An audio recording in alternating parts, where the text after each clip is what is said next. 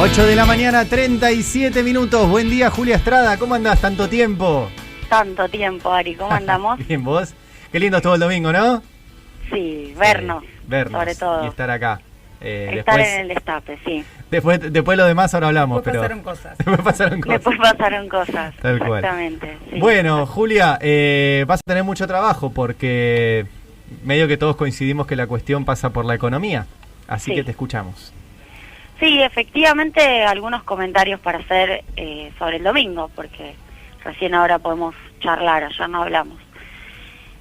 Yo recordaba, en función del resultado electoral y de, obviamente, una demanda de la sociedad de vivir mejor, creo que es esa la demanda, no hay muchas más vueltas, más allá de la discusión sobre la derechización, que creo que es válida y que además está ocurriendo y hay que estar alertas. Creo que hay una exigencia muy clara de subir el nivel de vida. Yo recordaba nuestras discusiones en nuestro propio espacio, el Centro de Economía, cuando allá por fines del 2020 nos preguntábamos qué íbamos a hacer en el 2021, cuál iba a ser la política económica.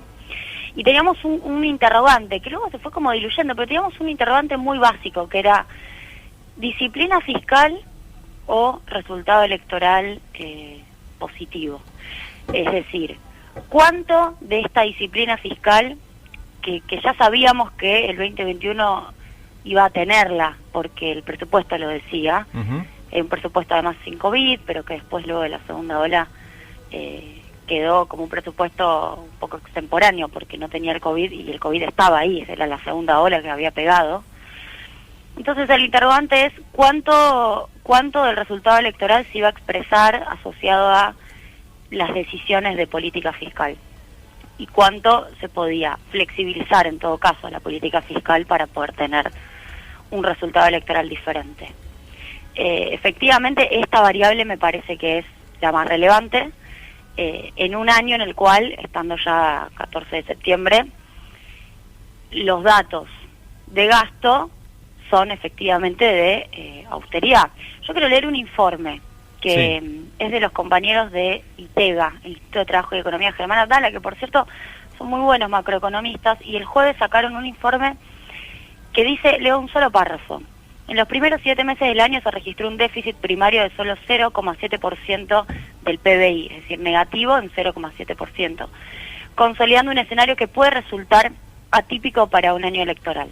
De los últimos 7 años, este resultado solo es mejorado por el de 2019, momento en el que el programa con el FMI ya había comenzado a aplicar un notable ajuste sobre las cuentas públicas, llevando al gasto primario a contraerse 11% en términos reales. Obviamente esta es una mirada que no es que está diciendo exactamente lo que digo yo, es una mirada sencillamente de análisis fiscal, en donde, por cierto, la austeridad por momentos es vista como un valor. Lo digo también porque hay amplias discusiones adentro de nuestro espacio de economistas. Sí. Pero sí me parece relevante esto, es atípico para un año electoral cuanto menos. Y creo que esto, que era un dato más en una danza de información que venimos contando, que venimos analizando, bueno, no es tan solo un dato más, es algo que hay que poner de relieve. Julia, te sumo una cosita. Sí. Es rara esta austeridad en año electoral y en año de pandemia.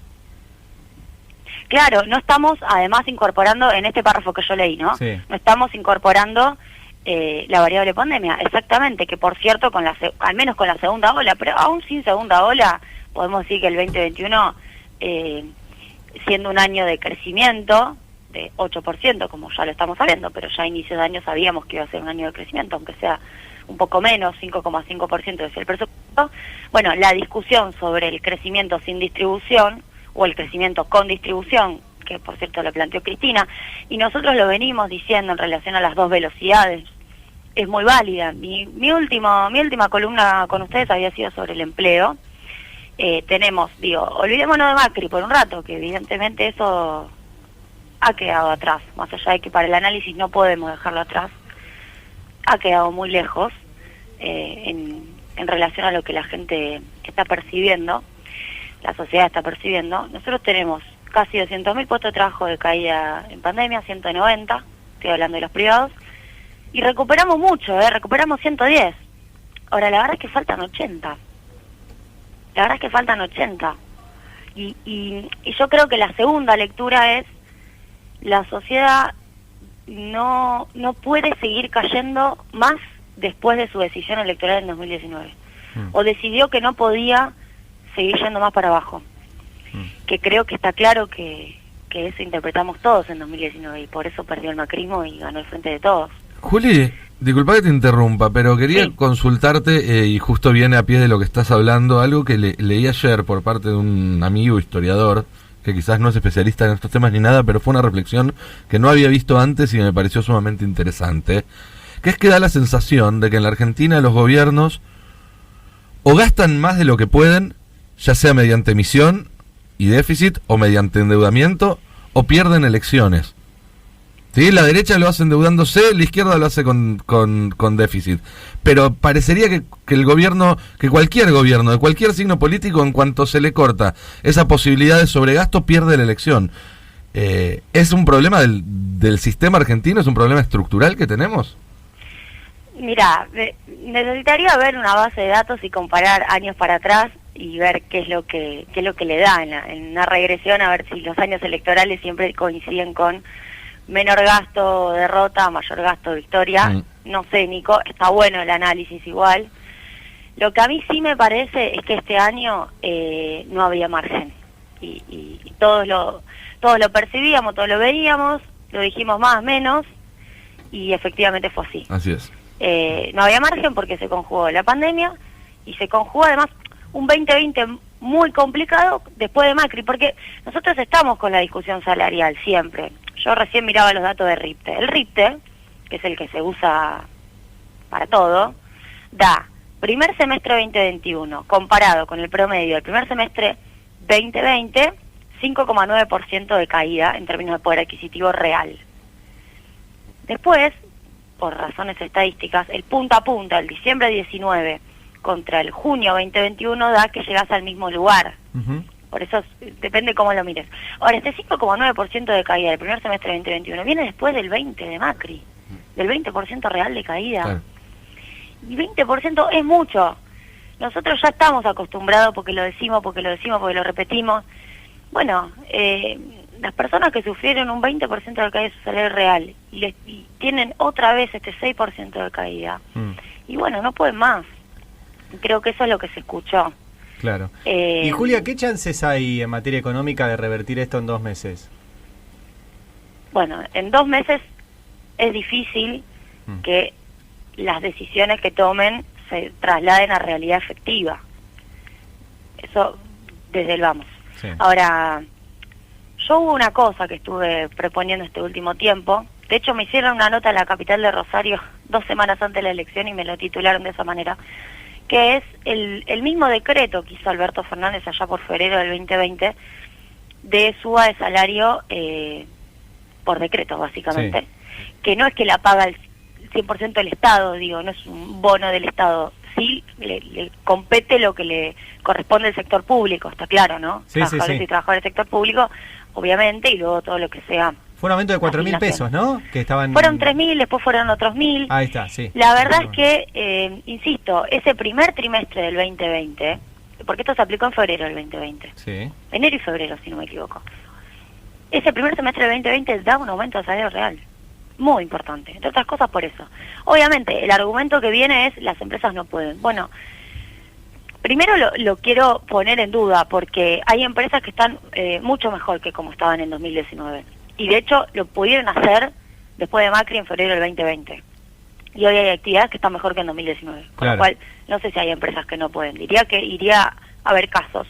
Y segundo, los casos que no pueden, bueno, está la asistencia ahí del Estado, como por ejemplo el Repro, para eso. A mí me parece que esa es una medida que además hace otra cosa que a mí en particular me parece relevante cuidar, que es hace política laboral. No es sencillamente política de ingresos, sí, sino que es una política de ingresos en el marco de la política laboral, porque vos estás fortaleciendo los ingresos de los asalariados. Luego hay un problema con el no registro, pero también es cierto que tenemos una composición de empresas registradas con trabajadores registrados y no registrados. Claro.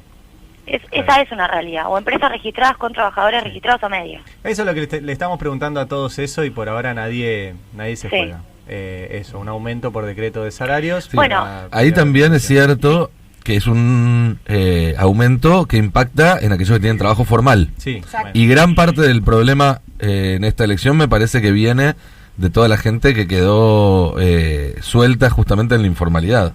Sí, bueno, ahí yo decía relativamente porque nuestra composición, hay una encuesta que se llama la ENAPROS, que la usaba mucho Carlos Tomada y todavía está vigente, que muestra la composición mixta de nuestras unidades productivas. Sí, hay personas que están en situación de informalidad en unidades productivas informales. Claro. A esos, obviamente, solo llegás con política de ingresos. Ahora, hay personas que están en situación de no registro o de informalidad en unidades productivas registradas. Esa es una vieja discusión. ¿Por qué no conectamos lo laboral con impositivo? Digo, ya está, ahora 2 meses no llegamos, pero lo que digo es, ahí tenés gente que igual si vos bajas la instrucción, esos salarios deberían mejorar de los que están incluso trabajando con salario gris o con salario no registrado en unidades productivas que sí están registradas y a las cuales sí podés asistir. Bien. Bueno, veremos si el obviamente, y digo política laboral porque, a ver, nosotros no tenemos 20 millones de desocupados. Tenemos una porción muy importante de trabajadores y trabajadoras que son pobres, pero trabajan, tienen un empleo y tienen una ocupación. Entonces, ahí hay algo que falta, que es política laboral. Sí. Es decir, que ese trabajo tenga derechos. Sí. Y si además no lo hacemos nosotros, ganan terreno las políticas que dicen mochila argentina, fin de indemnizaciones y que esto sea un seguro. Entonces, en algún punto es o lo hacemos o te ganan las otras propuestas. Totalmente. Bueno, Julia, será el tema de estos 2 meses. Ojalá logremos meter esa cuña. ¿Nos vemos el jueves? Nos vemos el jueves, sí. Dale, cuídate mucho. Un beso grande. Un abrazo. Julia Estrada en Habrá Consecuencias.